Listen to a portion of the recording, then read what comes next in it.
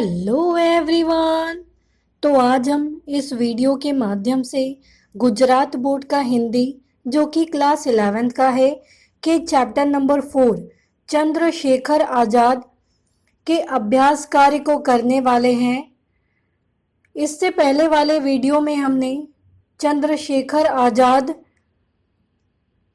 के बारे में पढ़ा था जिसको लिखा था सद्गुरु शरण अवस्थी ने। आज इसके अभ्यास कार्य को हम इस वीडियो के माध्यम से करेंगे। तो आइए स्टार्ट करते हैं। सबसे पहला क्वेश्चन है, निम्नलिखित प्रश्नों के उत्तर दिए गए विकल्पों में से उचित विकल्प चुनकर पूरा वाक्य फिर से लिखिए। फर्स्ट क्वेश्चन है, हृदय की चोट किससे ठीक होती है? दवाई से, स्मृति से, विस्मृति से या वरदान से? तो इसका सही आंसर होगा विस्मृति से, यानी भूल जाने से।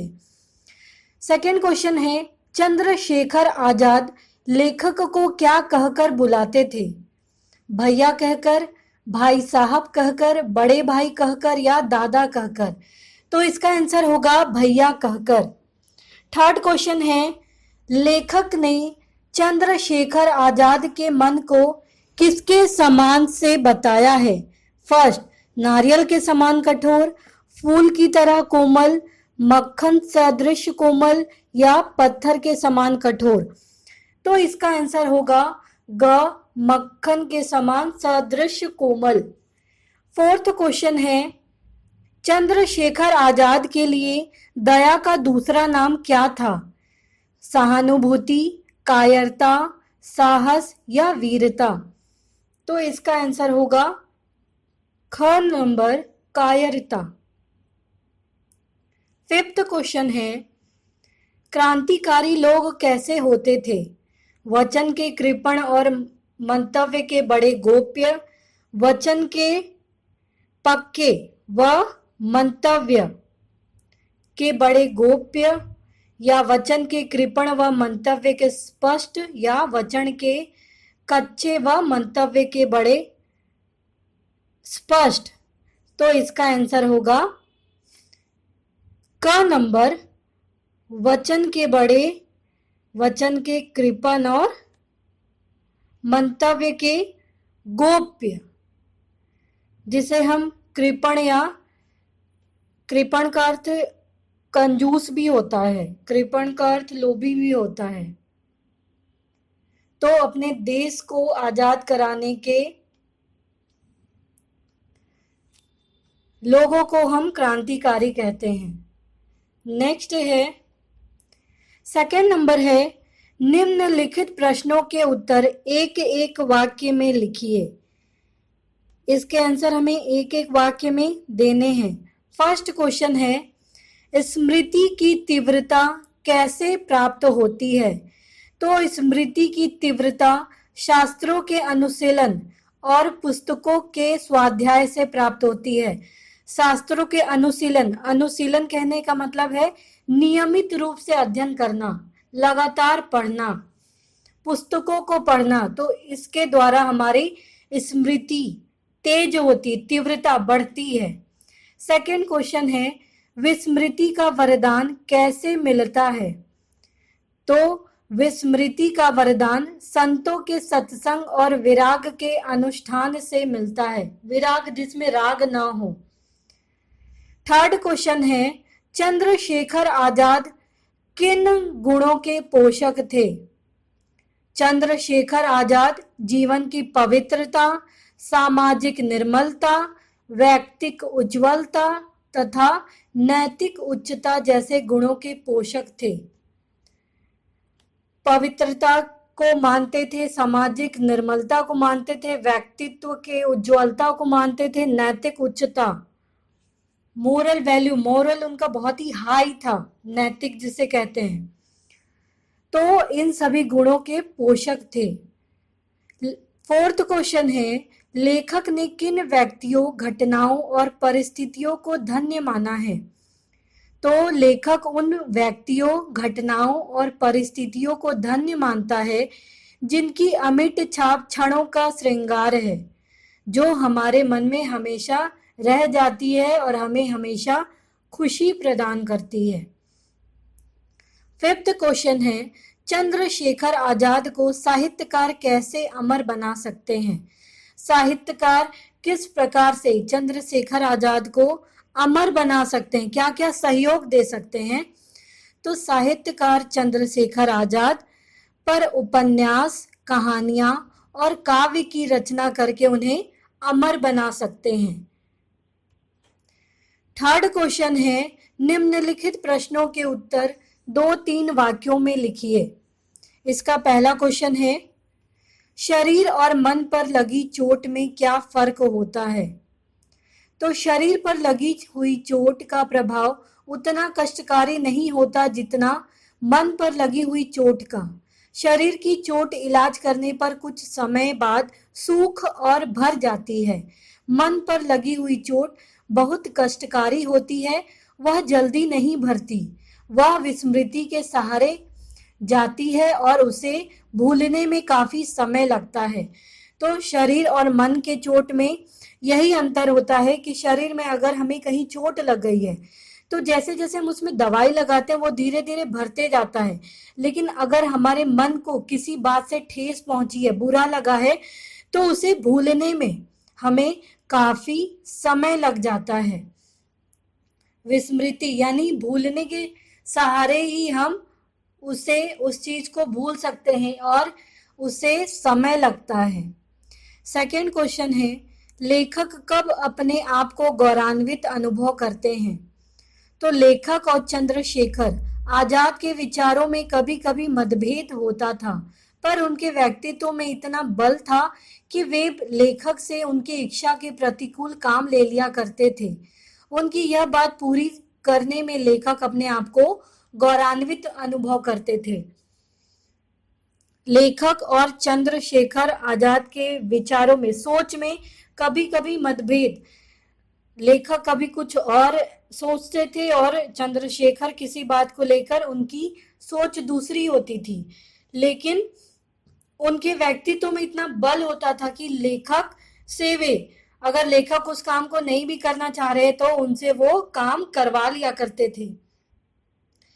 उनकी यही बात पूरी करने में लेखक अपने आप को गौरवान्वित महसूस करते थे, बहुत ही लकी महसूस करते थे, अनुभव करते थे। थर्ड क्वेश्चन है, चंद्रशेखर आजाद के विषय में निर्विवाद रूप से क्या कहा जा सकता है? बिना कोई विवाद के क्या कहा जा सकता है? तो चंद्रशेखर आजाद के विषय में निर्विवाद रूप से यह कहा जा सकता है कि जिस मान्यता से मन में हिचक, शैथिल्य, कार्यभीरुता, बुद्धिवाद तथा पलायनवाद को अवसर मिले, उसके वे पूर्ण रूप से प्रतिकूल थे, उसके पूर्ण रूप से वो अगेंस्ट थे। जिससे मन में, जिस मान्यता से मन में हिचक हो, शैथिल्य ढीलापन आए, कार्यभीरुता डर हो, बुद्धिवाद तथा पलायनवाद को अवसर मिले, इस चीज को लेकर वो प्रतिकूल थे। फोर्थ क्वेश्चन है, लेखक और आजाद के बीच पारस्परिक जो आदर सम्मान है वो क्यों बढ़ता गया? तो लेखक और आजाद जब किसी विषय पर एक दूसरे के विपरीत विचार व्यक्त करते थे तो वे अपने अपने विचारों में ईमानदार होते थे, इसलिए उन दोनों के बीच पारस्परिक आदर बढ़ता था। मान लीजिए एक टॉपिक, एक विषय के ऊपर दोनों के विचार अलग अलग हो, लेकिन दोनों अपने अपने विचारों को लेकर ईमानदार थे और एक दूसरे का सम्मान भी करते थे, जिससे दोनों के बीच में पारस्परिक जो एक दूसरे को लेकर जो आदर है वो बढ़ता गया। नेक्स्ट है, निम्नलिखित प्रश्नों के उत्तर 5-6 वाक्यों में लिखिए। फर्स्ट क्वेश्चन है, जीवन में क्षण की क्या विशेषता है? तो समय के सतत बहते प्रवाह में क्षण आते और चले जाते हैं। इन क्षणों के साथ हमारी स्मृतियां जुड़ी रहती हैं। सुखद स्मृतियां क्षणों का श्रृंगार बन जाती है, जबकि दुखद यादें क्षणों का अभिशाप। वे व्यक्ति, वे घटनाएं और वे परिस्थितियां धन्य है जिनकी अमिट छाप क्षणों का श्रृंगार है, जिनकी अमिट छाप क्षणों का श्रृंगार है और उनके लिए विस्मृति समय के प्रवाह को रोककर स्वयं घंटों प्रतीक्षा करती है। इसे हम देखते हैं कि किस प्रकार से समय, अगर हमारे जीवन में कुछ अच्छे क्षण भी आते हैं, कुछ बुरे क्षण भी आते हैं। अच्छे क्षण होते हैं जिन्हें हम हमेशा याद रखते हैं, जिन्हें हम हमेशा याद रखते हैं, वो हमारे दिमाग में हमेशा रहते हैं। और जो बुरे क्षण हैं वो हमारे लिए एक दुख का कारण बन जाता है, एक अपवाद भी, अभिशाप, एक दुख का कारण बन जाता है जिसे भूलने में हमें समय लगता है, और अभिशाप यानी हम श्राप या शाप भी कह सकते हैं। तो वे परिस्थितियां, वे सिचुएशन बहुत ही लकी होते, बहुत ही धन्य होते हैं जो जिनकी स्मृतियां हमारे दिमाग में अमिट छाप छोड़ जाती है, जो हमें हमेशा याद रहती है और सुखद अनुभव कराती है। उनके लिए विस्मृति समय के प्रवाह को रोककर स्वयं घंटों प्रतीक्षा करती है। मतलब हम उस पल को और ज्यादा सोचते हैं और ज्यादा खुश होने की कोशिश करते हैं, क्योंकि वो चीजें याद करके हमें खुशी मिलती है। और विस्मृति को रोक कर, मतलब उस बात को हम जल्दी से भूलना नहीं चाहते जो हमें खुश रखती है। सेकंड क्वेश्चन है, चंद्रशेखर आजाद की चारित्रिक विशेषताओं पर प्रकाश डालिए। तो चंद्रशेखर आजाद जीवन की पवित्रता, सामाजिक निर्मलता, व्यक्तिक उज्ज्वलता और नैतिक उच्चता के बड़े पोषक थे। उनमें भय बिल्कुल न था। अपने को आश्रय देने वाले को वे निश्चिंत रखते थे। कठोर और हिंसापूर्ण कार्यों के बावजूद उनका मन मक्खन के समान कोमल था। वे जो करते थे बेहिचक करते थे। कार्यभूरिता, कोरा बुद्धिवाद और पलायनवाद जैसे शब्द उनके शब्दकोश में नहीं थे। इसमें चंद्रशेखर आजाद के बारे में पूछ रहा है। तो चंद्रशेखर आजाद कैसे व्यक्ति थे? तो वे जीवन की पवित्रता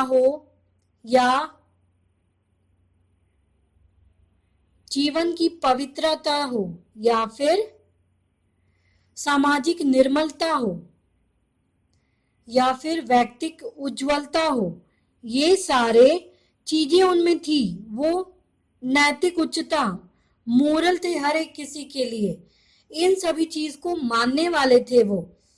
और इसके अलावा अगर हम देखें तो चंद्रशेखर आजाद को बिल्कुल भी किसी बात का डर नहीं था। उन्हें किसी बात से भय नहीं लगता था, डर नहीं लगता था।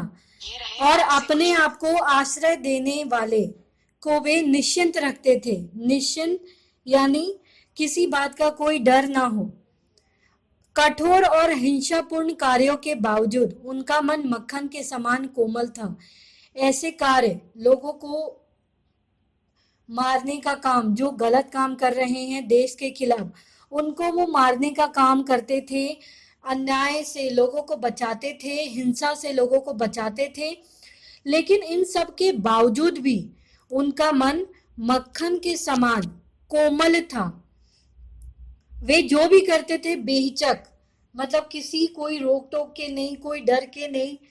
ऐसे इंसान थे चंद्रशेखर आजाद।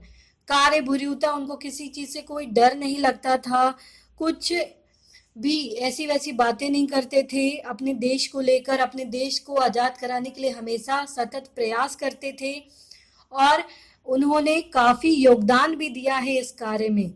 और कार्यभीरुता है, कोरा बुद्धिवाद है और पलायनवाद है, ये सभी उनके डिक्शनरी में आते नहीं थे ये सब शब्द।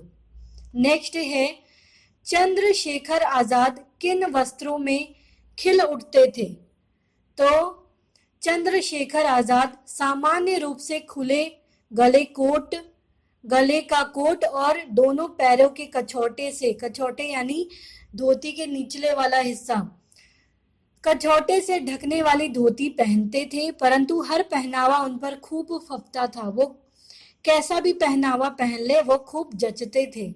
कलंगीदार पंजाबी पगड़ी में तो वे जितने अच्छे लगते थे उतने ही अच्छे खद्दर के कुर्ते और बंगाली धोती में भी लगते थे। वे और हैट में भी खूब जचते थे, वे हैट में भी काफी अच्छे लगते थे। पूरे पंजाबी परिधान में भी वे आकर्षक लगते थे। पूरे पंजाबी कपड़े अगर वो पहन ले तो उसमें भी बहुत ही अट्रैक्टिव, बहुत ही अच्छे लगते थे। इस प्रकार प्रत्येक प्रकार के वस्त्रों में, प्रत्येक प्रकार के कपड़ों में वो काफी खिलते थे। फोर्थ क्वेश्चन है, चंद्रशेखर आजाद की कार्य प्रणाली के विषय में लेखक क्या कहते हैं? कैसे कैसे वो कार्य करते थे, काम करते थे? तो चंद्रशेखर आजाद क्रांतिकारी थे। लेखक कहते हैं कि क्रांतिकारियों की तरह चंद्रशेखर की कमर में भी 2 माउजर पिस्तौल और कंधे पर कारतूस की पेटी रहती थी। उनके कमर में माउजर पिस्तौल रहता था, कंधे पर कारतूस गोलियों की पेटी रहती थी। उन्हें विश्वास था कि जीते जी उन्हें कोई पकड़ नहीं सकता।